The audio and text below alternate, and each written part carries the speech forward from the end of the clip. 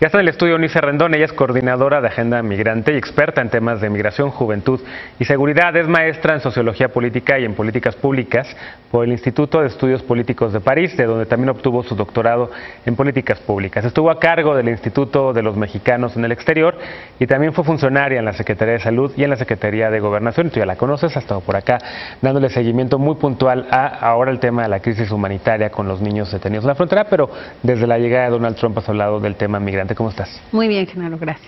Oye, estábamos platicando antes de empezar a grabar la entrevista sobre el tema de esta nueva crisis humanitaria, que no es realmente nueva.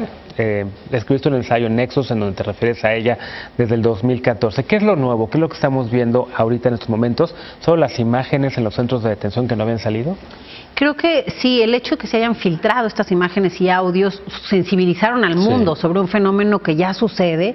El tema de los niños, de hecho, hubo un reclamo muy importante hace algunos meses por parte de las redes de abogados por allá, de AILA y ACLU, quienes defienden mucho a los migrantes, y enumeraban varias de las situaciones que se vivían en estos albergues: la mala alimentación, ponerlos en cuartos fríos, maltrato, violaciones que había habido algunos de estos pequeños. Entonces, realmente es un tema que ya se venía dando en estos centros de menores no acompañados o albergues, que hay 100 de este tipo en Estados Unidos, y bueno, en cada parte es distinto. Mucho de lo que se filtró tiene que ver con Texas, pero hay más, va más allá. Hay 100 de este tipo de Texas, solamente sabemos el caso de McAllen, que es donde se ha filtrado, y son distintos tipos además, ¿no? Son distintos tipos porque algunos son albergues y otros son centros de menores no acompañados. Incluso en el caso de Texas también veíamos un Walmart que habían convertido en centro para poner, o en albergue para poner a estos pequeños porque ya no les se daban abasto. Desde 2014 hay una crisis en este sentido, es decir, desde Obama. Desde Obama llegaron 60,000 de estos niños a Estados Unidos en 2014. Trabajaba mucho el gobierno norteamericano con México a partir de esta fecha porque es un problema compartido. En los años subsecuentes también 40,000, 30,000 de estos niños han llegado. No es menor el número de niños centroamericanos que viajan sin compañía. Recordemos que lo hacen huyendo de la violencia y de condiciones muy complicadas en sus países de origen, y muchas veces también lo hacían para reunificarse con sus papás que ya estaban en Estados Unidos. ¿Qué es lo que cambia con Trump, por ejemplo, para estos menores no acompañados? Que hoy Trump criminaliza a sus padres.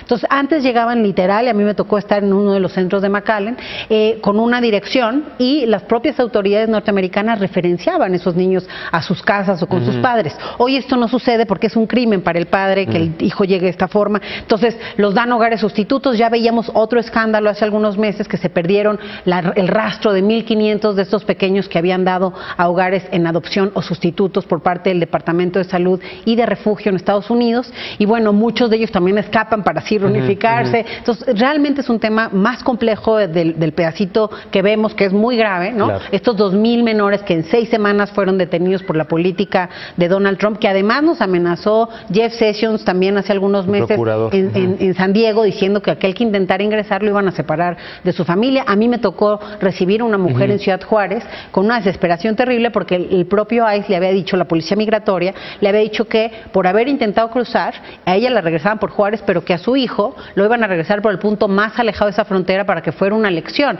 y no le dieron más detalle. Entonces, cuando yo recibo a esta mujer en uno de los albergues de Ciudad Juárez, ella era realmente desencajada por no tener ni idea de dónde estaba su hijo. Y creo que este es un ejemplo de muchas historias más. Tenemos, y otro de los problemas que estamos trabajando ahora en Agenda Migrante, en conjunto con el gobierno de Chihuahua, es el de los menores de circuito, es decir, estos niños que también algunos son menores no acompañados, que al no poder ingresar terminan siendo reclutados también por el crimen, y algunos son niños que viven en la franja fronteriza con todas las vulnerabilidades, pero aprovechando de su edad, el crimen los hace ir y venir traficando personas principalmente, pero también en algunos casos sustancias, y en Estados Unidos no los pueden detener por su edad. Entonces, por eso se aprovechan, pero pues otra vez, el problema con los niños es que entre más te expongas a factores de riesgo a una edad más temprana, pues más probabilidades tienes de incurrir en actos violentos o delincuentes más adelante. Y en el tema de desarrollo cerebral, emocional y cognitivo, pues tiene impactos irreversibles este tipo de traumas o separaciones que están sucediendo hoy en muchas vías. Veíamos en Arizona, no sé si recuerdas, que nos hablaron de los hogares sustitutos para todos los menores que están quedando sin sus padres allá, que ya son norteamericanos, pero que sus padres están siendo deportados porque eran mexicanos o centroamericanos. centroamericanos. Sí, sí. Y se calcula que ya hay, tan solo en el 2017, alrededor de 30,000 niños en esta situación. Wow. Entonces es un tema grande, Complejo con y muchas grande, aristas, sí. creo. Oye, y la respuesta del gobierno mexicano, el canciller Luis Videgaray dio una conferencia de prensa hace algunos días, en donde decía, bueno, no, porque la verdad es que el porcentaje de niños mexicanos es el 1%, ¿no? Y hay también otra pregunta. Hay quien dice que nosotros estamos haciendo lo mismo con los centroamericanos, separando a niños de sus familiares aquí en nuestro país.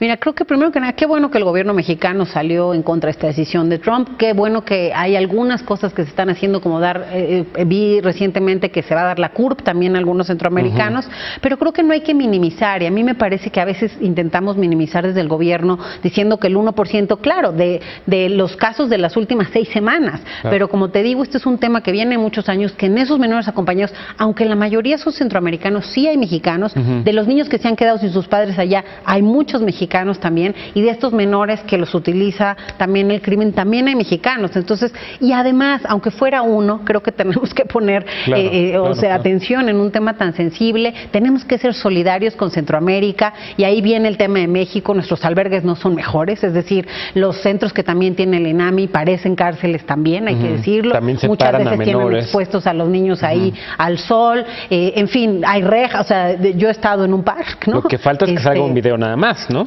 Efectivamente, y que se filtre algún audio, etcétera, que es lo que sucedió en Estados Unidos. Entonces, ¿qué quiero decir con esto? Sí está bien que exijamos, de todas formas tenemos que exigir por nuestros connacionales y de manera solidaria también por Centroamérica. Es más, ir en bloque me parecería a mí la mejor manera, pero por el otro lado hay que hacer una reflexión como país de cómo nosotros también estamos tratando y violando los derechos humanos de estos menores que también transitan por acá, e incluso ir un poquito más allá. Entre menos puedan pasar para allá, pues se van a quedar de este lado, que es lo que ha sucedido también este año. Hemos visto algunas poblaciones ya como haitianos, cubanos, etcétera, pero también con el caso de los menores, y la diferencia es que estos menores tienen más vulnerabilidades, entonces pueden también ser más aprovechados, como te decía, por el crimen o por muchos los utilizan de labores en halconeo, ya tienen varios nombres, ¿no? Burreo, polleritos, coyotitos, en fin, todas estas labores en donde su edad pues es conveniente. Entonces creo que México debiera también exigir, con muchos de los casos que tenemos, recordarás la niña que fue a Corpus Christi en Texas, porque ella vivía en Laredo, tenía parálisis cerebral, tenían que operarle de manera emergente, la mandan, ICE detiene la ambulancia y bueno, al final se espera la operación, la lleva a un centro de menores no acompañados, y quien hace el reclamo es otra vez AILA y ACLU y estas 185 organizaciones de la sociedad civil. ¿Y dónde ha quedado el gobierno mexicano en esos casos? Estuvo defendiendo, no quiero decir, los consulados hacen su chamba,